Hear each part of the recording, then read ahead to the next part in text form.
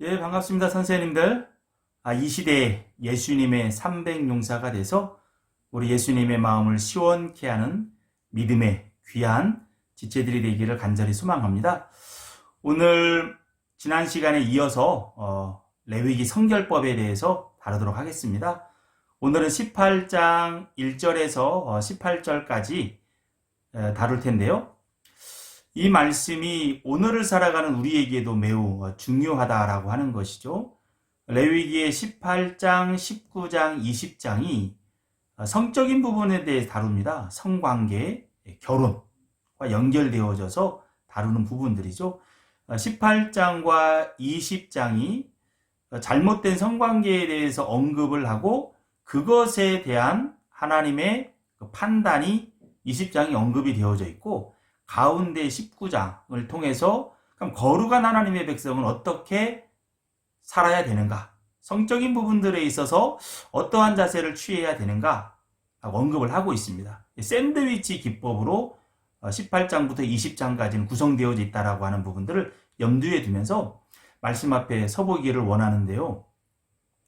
저도 이제 고등학교 때 이성적인 부분들 그때 좀 눈이 뜨여졌던 것 같아요. 그때 반 친구 가운데 한 사람이 그러더라고요. 한 남자는 한 여성에게 만족할 수 없다. 그러면서 바람을 피는 것이 정당한 일이다. 그런 얘기를 하는 거예요. 아마 그 친구도 누구한테 들어서 그 얘기를 하지 않을까 싶어요. 그러면서 남녀가 결혼하면 신혼기간은, 허니문 기간은 3년이다. 요즘은 더 줄었다고 하기도 하더라고요. 그런 얘기도 하면서 성적인 일탈에 대해서 당연시하는 듯한 이야기를 하더라고요. 저는 그때 상당히 충격을 받았어요. 그때만 해도 하나님의 은혜를 깊이 경험하고 체험하면서 참된 기독교인은 어떻게 살아가야 되는가에 대해서 많은 고심을 하고 있었던 그런 부분들이었는데, 같은 친구들 사이에서 그런 얘기가 오고 갈 때 참 한편에 많은 유혹거리도 되기도 했고 좀 어려운 부분도 있었습니다. 심리적으로. 그때 선택한 방법이, 그렇다면 기도로 이 문제를 풀어내자. 하나님, 저 한 여성 이외에 다른 여성 가까이 하지 않기 원합니다. 또한 제 아내도 한 남성 이외에 다른 남성 가까이 하지 않기를 원합니다. 순결한 그런 관계 속에서 하나님 앞에 설 수 있도록 도와주십시오. 주님! 하면서 그때부터 13년 동안 현재 아내를 만날 때까지 기도를 했었습니다. 기도로 그 청소년의 시기를 이겨놨던 경험이 있습니다. 상당히 문란한 시대예요. 오늘날 시대에. 이제 18장을 통해서 계속 보면서 나가겠지만, 당시에도 상당히 문란한 성문화가 있었어요. 이미 우리가 창세기 19장을 통해서 동성애가 있었다라고 하는 부분 언급이 되어지죠. 이게 가나안 땅에 있었던 문화입니다. 애굽 같은 경우는 혈통의 보존을 위해서 근친상간이라는 부분이 당연시 되어졌던 사회예요. 또 많은 유목민들 가운데 수간, 짐승과 교접하는 일도 널리 행해졌던 풍습이에요. 가나안 땅에서는 종교의 이름으로 바알신을 숭배하고 얌신을 숭배하고 우상을 숭배하면서 종교의 이름으로 부적절한 관계들을 맺고 했거든요. 널려져 있는 사회예요. 거룩한 백성은 그렇게 하면 안 된다라고 하면서 우리 하나님께서 구체적으로 성결법을 통해서 구속받은 하나님의 백성은 어떠한 정체성을 가지고 살아가야 되는가. 오늘날식으로 표현한다면 예수 그리스도를 마음에 영접한 하나님의 사람은 성적인 부분들에 있어서 어떠한 자세를 취하는 것이 하나님이 기뻐하는 길이고, 우리 자신도 품격 있게 서는 것인가 라는 부분을 알려주기 때문에 18장부터 시작되어지는 이 말씀들은 매우 중요하다고 볼 수 있습니다. 18장 1절에도 보면, 여호와께서 모세에게 말씀하여 이르시되 너는 이스라엘 자손에게 말하여 이르라, 나는 여호와 너희의 하나님이니라 라고 이야기합니다. 이 성결법의 말씀을 주시는 하나님이 우리를 구속하신 하나님이라. 수렁에서 건져냈다. 애굽의 종노릇 하던 데서 우리를 건져냈다. 그러니 하나님은 우리에게 이 법을 줄 만한 자격이 된다. 이런 의미가 담겨져 있어요. 가나안 땅이나 애굽 땅의 잘못된 성적인 문화에 대해서 그 다음에 이어서 언급을 합니다. 3절에 볼까요? 너희는 너희가 거주하던 애굽 땅의 풍속을 따르지 말며 내가 너희를 인도할 가나안 땅의 풍습과 규례도 행하지 말라. 풍습이라는 부분은 관례적으로 되어지는 부분이에요. 규례라고 하는 것은 그것이 제도화된 측면을 얘기하는 겁니다. 그만큼 바람직하지 못한 관계들이 풍습으로 있었고 제도화되어져서 모든 사람에게 관용적으로 통하고 있었다는 겁니다. 애굽의 문화가 얼마나 타락했는가? 애굽의 남성들이 사냥을 나간다든지 출장을 멀리 가게 되면 오랜 시간이 걸리게 되면 여자의 몸에다가 색을 칠해요. 화장을 해놓는 거예요. 의도가 뭐냐? 다른 남자가 와서 자기 여자를 만졌을까 싶어서, 범했을까 싶어서. 범하게 되면 어떻게 됩니까? 화장이랬던 머리 번지게 돼 있거든요. 이것을 확인하기 위해서 몸에다가 색칠을 하고 출장을 가기도 했다라는 거예요. 그게 애굽의 문화였어요. 우리 창세기에서 요셉을 유혹했던 보디발의 아내를 보세요. 애굽 문화의 한 단면을 거기서 볼 수 있잖아요. 아주 문란한 사회였습니다. 애굽에서 이스라엘 백성들이 적어도 400여 년 동안을 살았잖아요. 알게 모르게 젖어 있을 수 있단 말입니다. 너희는 절대로 그렇게 하면 안 된다. 가나안 땅도 만만치 않아요. 아까 얘기했던 수간, 짐승과의 교접이라는 부분도 있었고 동성애도 널리 퍼져 있었던 부분들이 있었고 근친상간적인 부분도 제도화된 부분도 있었다라는 겁니다. 그것에 대해서 하나님께서 절대 그렇게 하지 마라 라고 이야기를 하면서 오늘 말씀을 주는데요. 오늘 말씀은 18절까지잖아요. 이제 5절, 6절을 통해서 근친상간에 대해서 서론격으로 왜 그 일을 하면 안 되는지에 대한 부분을 이야기하고 그리고 이제 7절부터 18절까지는 4개의 그룹으로 나누어서 하나님이 하나하나 설명을 해가는 부분들이에요. 우리가 4절, 5절을 의미 있게 한번 볼 필요가 있는데요. 너희는 내 규례와 법도를 지키라 이야기해요. 그렇게 되면 그로 말미암아 살리라라고 이야기합니다. 이 살리라라는 말이 어떤 의미가 있을까? 이게 신약 성경과 연결해서 보면 이 살리라 부분은 풍성하고 충만하고 진실한 삶의 모습을 나타냅니다. 즉 우리가 애굽이나 가나안 풍습을 따르지 않고 하나님의 율례와 법도를 따라 그분이 알려주는 바람직한 성관계, 결혼관계 이런 부분을 따라서 우리가 살게 되면 우리에게 유익이 된다는 거예요. 우리 삶이 풍성해진다는 거예요. 다른 표현으로 우리가 하나님이 주시는 참된 안식을 누릴 수 있다는 겁니다. 우리 선생님 혹시 카사노바 알아요? 희대의 바람둥이라고 봅니다. 오늘 말씀에 보면 그가 얼마나 나쁜 사람인지를 알려주는데요. 카사노바에 대한 이야기 가운데 이런 이야기가 있어요.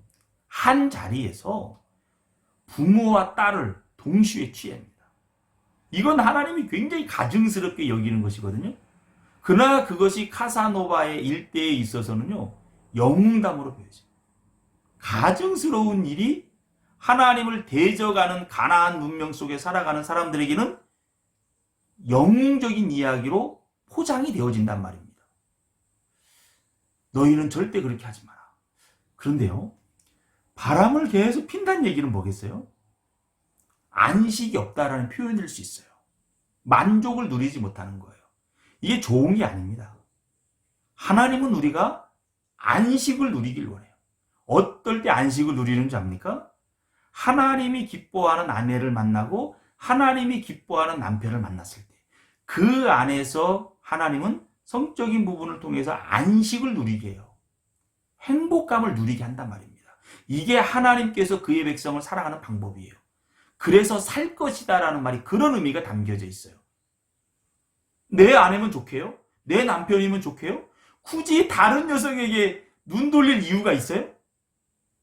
다른 사람에게 눈 돌린다는 얘기는 그만큼 마음이 불안하다는 얘기예요. 결코 건강한 게 아닙니다.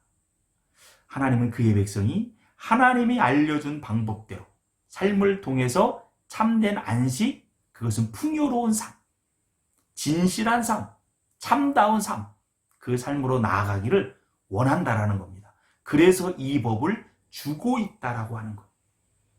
우리 귀한 선생님들도 이 말씀의 의미를 잘 새겨서 하나님 안에서 하나님이 기뻐하는 관계 속에서 참된 안식과 평안을 누리시는 귀한 선생님들 되기를 간절히 소망합니다. 그 다음에 6절에 보면 살붙이라는 표현이 나와요. 살 중에 살. 어디서 들어봤습니까? 창세기에서. 하나님이 아담의 갈비뼈를 취해서 여자를 만들죠. 그 하와죠. 하와를 데리고 아담에게 들어갔을 때 아담이 최고의 찬사를 보냅니다. 내 살 중에 살이요, 뼈 중에 뼈다.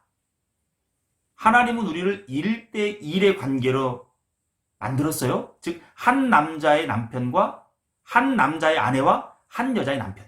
그 1대1의 관계가 가장 아름다운 관계라는 거예요. 그때 살 중에 살, 뼈 중에 뼈. 그 감탄이 나오게 되는 거예요.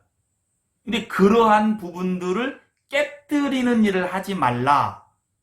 근친상간은 그러한 것을 깨뜨리는 일이라는 겁니다. 이걸 염두에 두면서 오늘 말씀을 잠시 구조적으로 좀 보고 다음 시간 이어서 하기를 원하는데요. 7절부터 11절에 보면 어머니, 아버지, 자매 이런 표현들이 많이 나와요. 이게 4개의 그룹 가운데 첫 번째가 되거든요. 이것은 직계 및 형제 자매와 성관계를 맺지 말라. 하체를 범하지 말라라는 부분이 성관계를 맺지 말라고 하는 완고법이에요. 근데 또 참고로 알아둘 부분이 여기서 성관계, 하체를 범하는 부분은 일탈, 일시적인 그런 성관계만을 의미하진 않습니다. 결혼관계가 전제된 부분도 언급해요. 무슨 얘기냐면 하체를 범하지 말라 이 얘기는 결혼해서는 안 된다. 그렇게 해석을 해도 무방하다라는 겁니다. 7절에서 11절은 직계 및 형제 자매와는 성관계를 맺으면 안 된다. 결혼하면 안 된다. 맞는 말이겠죠? 두 번째 그룹이 12절부터 14절이에요. 이것은 부모의 형제 자매. 부모의 형제 자매면 나를 중심으로 하면 몇 촌이 되는 거죠? 3촌이 되는 거죠. 촌수 관계로 보면 첫 번째 그룹인 7절에서 11절은 1촌에서 2촌 사이를 나게 합니다. 부모와 나는 1촌이죠.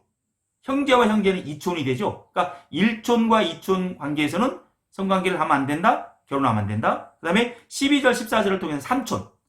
3촌과의 관계에 있어서도 성관계를 맺으면 안 된다. 결혼하면 안 된다. 이런 부분들로 해석을 하면 되고요. 15절부터 16절까지를 통해서는 결혼에 의해서 맺어진 가족관계. 어떤 게 있을까요? 며느리, 형수, 제수 이런 부분이 있죠. 그런 관계에서도 성관계를 맺으면 안 된다. 결혼하면 안 된다. 근친상간을 범하면 안 된다라고 이야기를 하는 겁니다. 마지막 17절, 18절을 통해서는요. 아내의 직계와 형제 자매와 성관계를 맺으면 안 된다. 결혼하면 안 된다. 즉 처형, 처제 그런 관계가 되는 거죠. 근데 아내가 죽었어요. 그 다음에는 처제나 처형과 결혼을 해도 되는 부분들로 해석을 할 수 있습니다만 살아있을 때는 그렇게 하지 말라. 큰 틀에서 4개의 그룹으로 나누어서 근친상간을 해서는 안 된다라고 하는 부분들을 언급을 해줍니다. 나머지 부분들은 다음 시간에 이어서 하기를 원하는데요.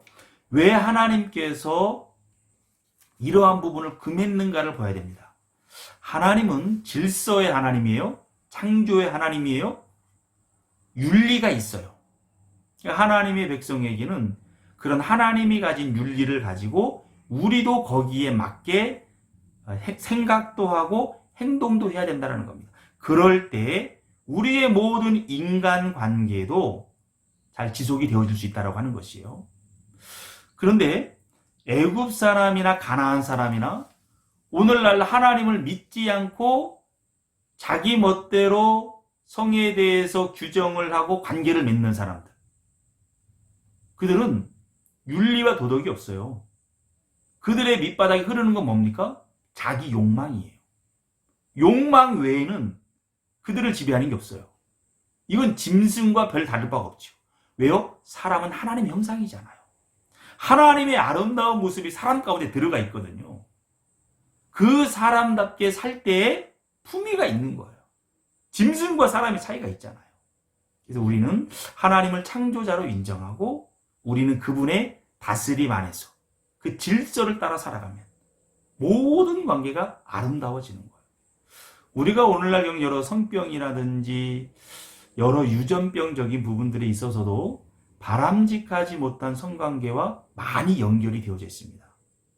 이런 부분들 염두에 두면서 우리는 품격 있는 그리스도인으로서 하나님이 주시는 참된 유익을 기쁨으로 누리면서 또한 다른 사람들에게도 그 아름다움을 전하는 복의 통로가 다 되시기를 간절히 소망합니다. 다음 시간에 또 보겠습니다.